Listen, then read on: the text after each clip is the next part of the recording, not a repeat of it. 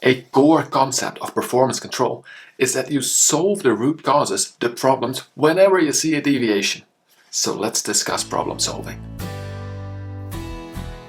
Hello, I'm Tom. Welcome to my channel where we make operational excellence practical. I want you to be able to implement it.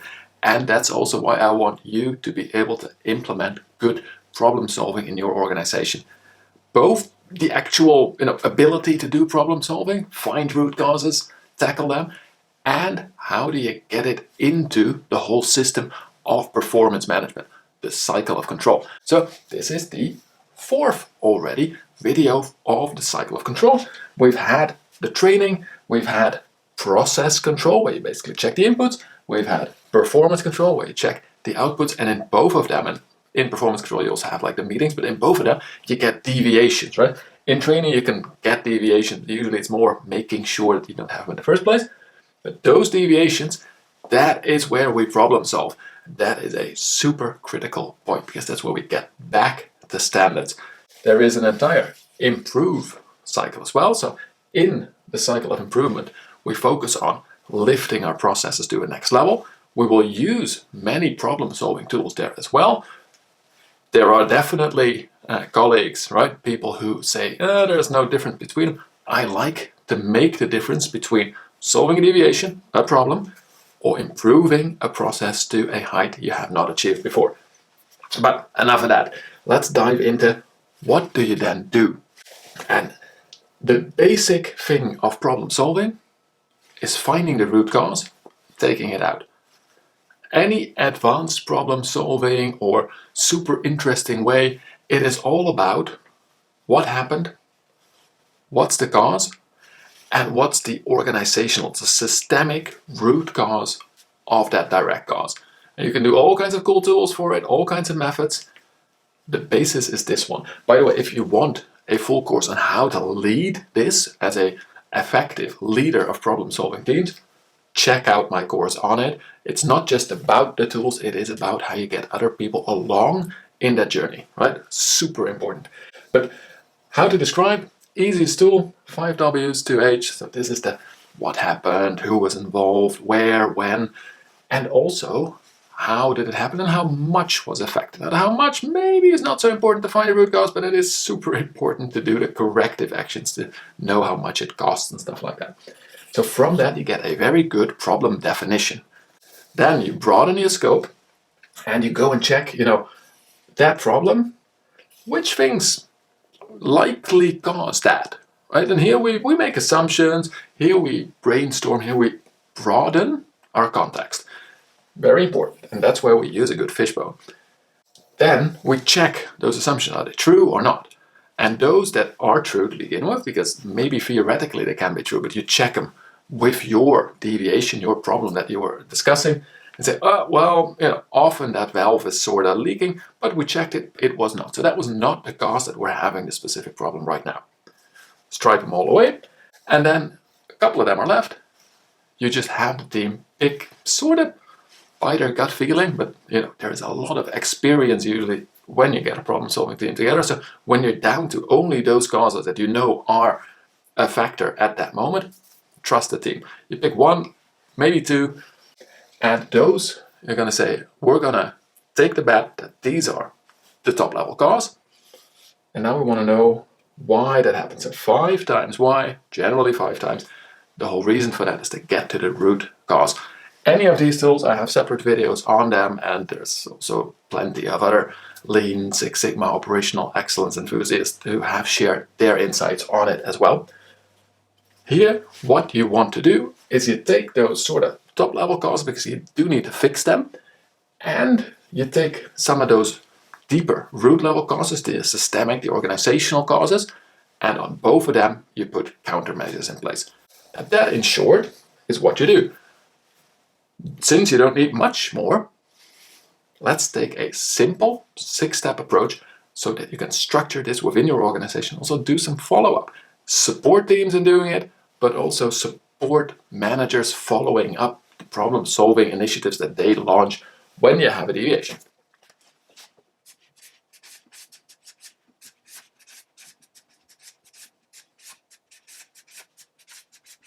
So the first step is to get together a multidisciplinary team.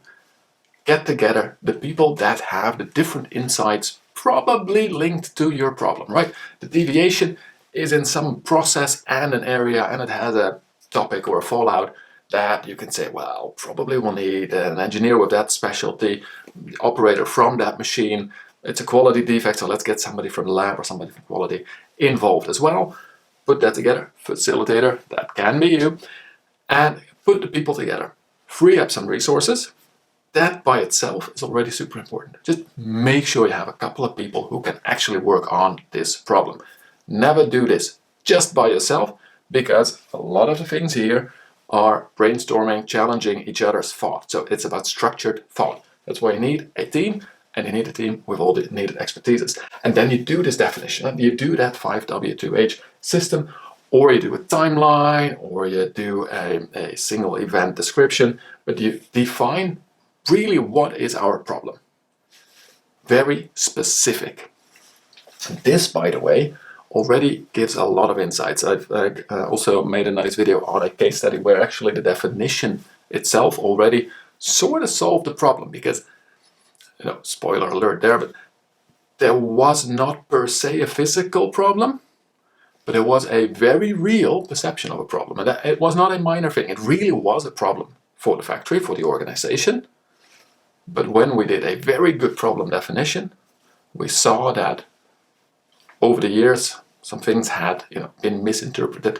And actually by really defining exactly what was needed, we saw that we were completely within limits.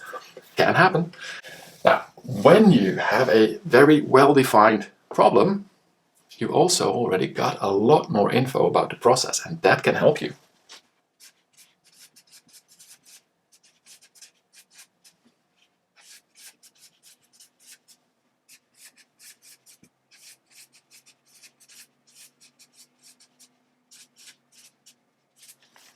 It can help you put temporary controls in place. See, it is going to take some time. That next step, the root cause analysis, it's going to take some time, and the steps after that as well. So as soon as you really know what's happening, probably already when you discovered the deviation, you immediately did some quick corrections, but they may have fixed sort of the problem, maybe not fully, and you just want to continue to produce as well if possible. So we put a step into the method of installing some temporary controls. This can be temporary way to now fix it, usually a bit too expensive. Extra quality checks, extra controls at the end of the line just to make sure that nothing hits the market, stuff like that.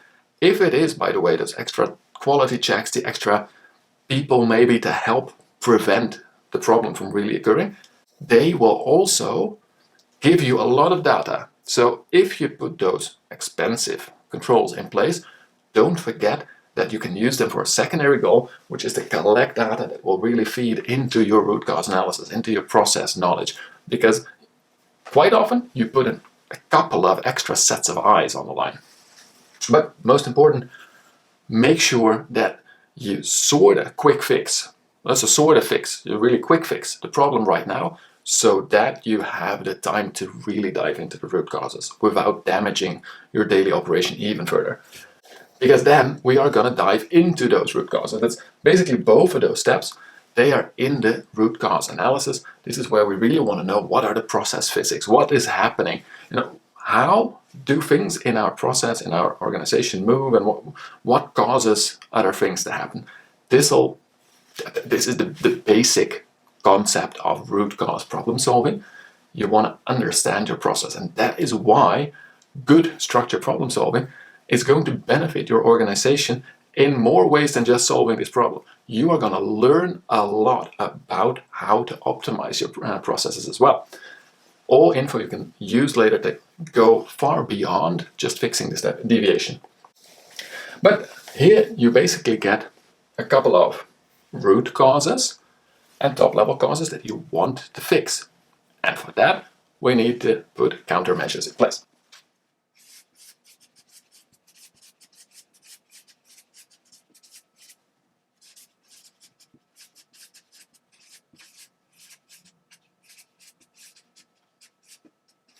Those countermeasures They are the actual changes that you do, especially at the root cause level, to make sure it does not happen again, to make sure that you break that logical chain of events that led up to your deviation. And remember, a deviation can also be something that you didn't do correctly in setting or in training people. And that too, I think, is a good time to discuss, problem solving. How long should it take? Well, that depends on the problem you're trying to solve.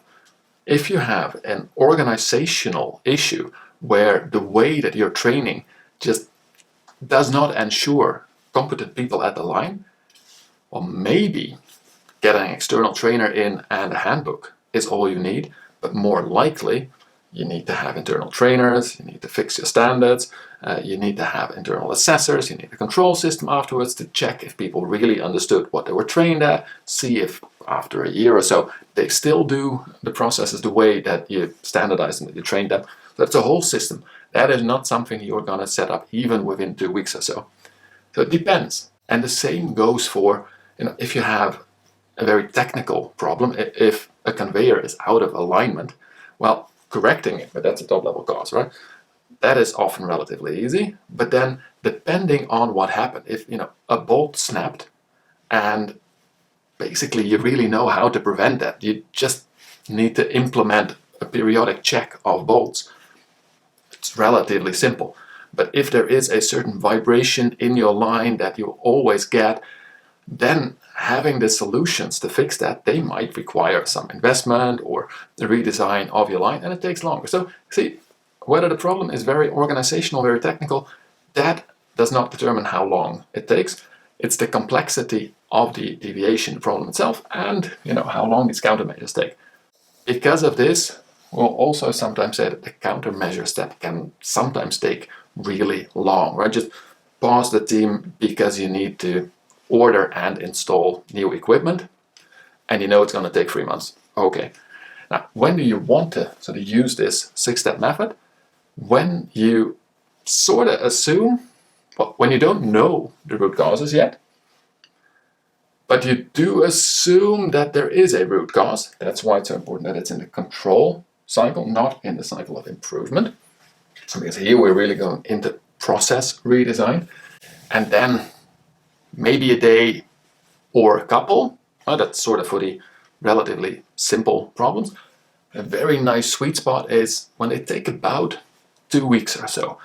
If you do that from your daily meeting, your management level, the department, the site management level steering it, then roughly 2-week problem-solving project, really nice.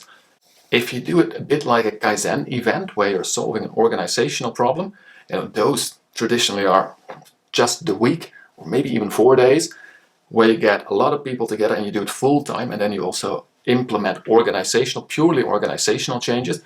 Generally, you do not really implement, well, you can, but not within a week, actual machine changes, right? So no hard and fast rules, like a sweet spot for this whole 6-step and doing all of those, less than 2 weeks. So about 2 weeks is very nice, and also when it's a couple of days.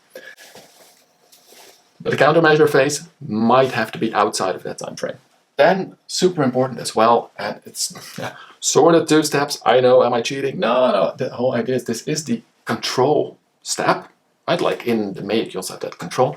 It's the same idea. It's validating and sustaining sort of at the same time. You need to check that everything that you implemented and you tested it in practice and it worked. I mean, that is all part of implementing the countermeasures. You make sure it worked when your engineers were guiding it as well.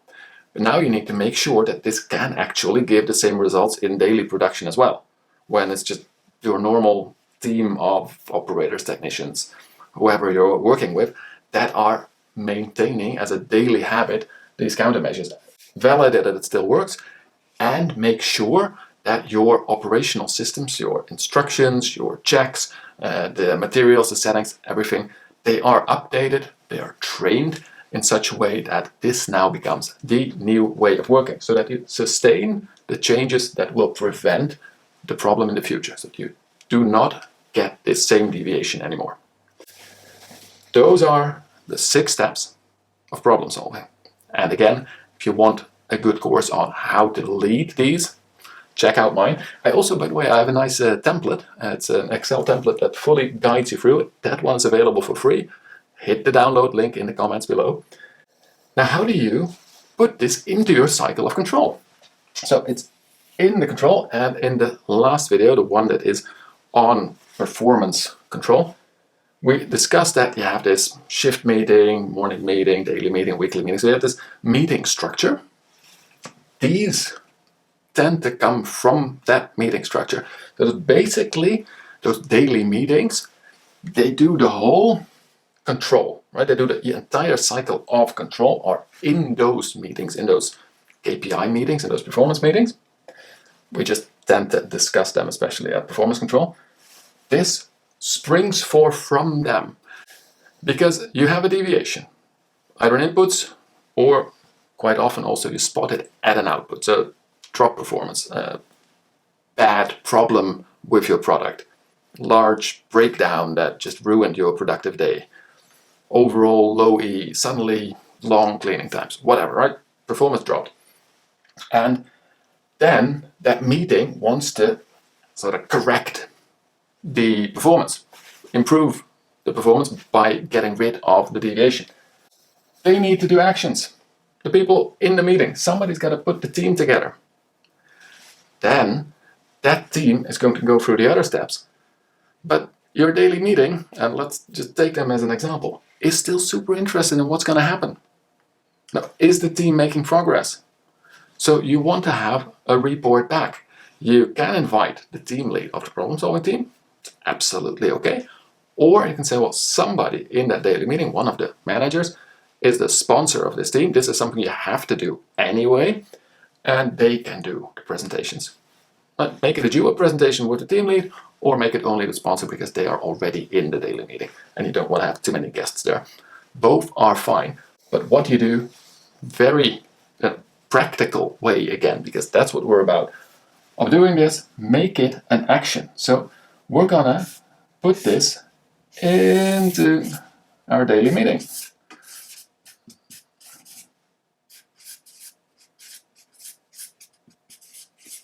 The same, by the way, goes for the weekly meeting for slightly larger problems or more organizational things. But put it in as an action, and then you just have somebody's getting an action to do that before a certain date. And when they have done it, they present to the meeting what the result was, and you okay that action, and that's it. And as soon as you okay that action, that is the point where you want a date on the next step. So don't plan out all 6 steps immediately. Of course, you can say, oh, we expect that this will take 2 weeks, and in the 2 weeks, this is half a day, then that's 2 days. This is probably, 1 or 2 days, but it drags on a little bit when it really is implemented, and we'll give you 4 days for that, 2 days for that. Yes, you can do that, but it's so difficult to predict all of that in advance. What you can do is say, as soon as the team's together, okay, team lead and sponsor, when will you have the problem defined? Did you plan a couple of meetings already? You're probably going to be needing 3 meetings and some time with the team. So when will you have had that? Well, in a week. Well, then you say, no, come on, guys, a week. We were thinking 1 or 2 days. Oh, and then we'll need to free up the team a bit more. Okay, now we have something to discuss. Can we free up the needed people? If yes, please bring forward your end date. Those are good discussions. But when will you have the countermeasures implemented? When we're just forming the team? Nah. So at the end of each step, the project, so the problem-solving team, comes back to the meeting that started it off, the daily or weekly meeting, and they report and set the date for the completion of the next step. That way, you include, whenever you spot a deviation, the meetings, the daily meeting, the performance meetings, they discuss that this is, a problem. If they know the root cause already, just put fixes in place. But if it's, a bit larger problem, it's a reoccurring problem, they can decide, we're going to launch a structured problem-solving team. that is managed in that same meeting. They will go through these systems, through the steps, and they will then implement new standards that will prevent this same deviation from happening in the future. And we go back into a new cycle of control because we've got updated standards that will be trained, it will be checked, that will generate a better performance level. And if it doesn't, we will solve the next problem. So I said it a couple of times already in this video. If you want to learn about this, go check out my free template, go check out a paid course. If you want this, and because it is just such a critical part for any organization, and I know from experience, this does not come automatically, right? It sounds so simple when I just discuss it. Oh, team leads, they can do this. People with 20 years on the job, they know how to solve problems. Well, in practice, no. And setting up the whole system is pretty darn difficult. So if you would like me to do that in company, absolutely possible. We can do quite a bit of this online, but in the end, you would sort of like somebody to guide you in company. That is definitely possible. Get in contact with me. For now, I wish you the best of luck managing, setting up, and really making successful your organization's problem-solving efforts. And as always, don't forget to enjoy the continuous improvement journey.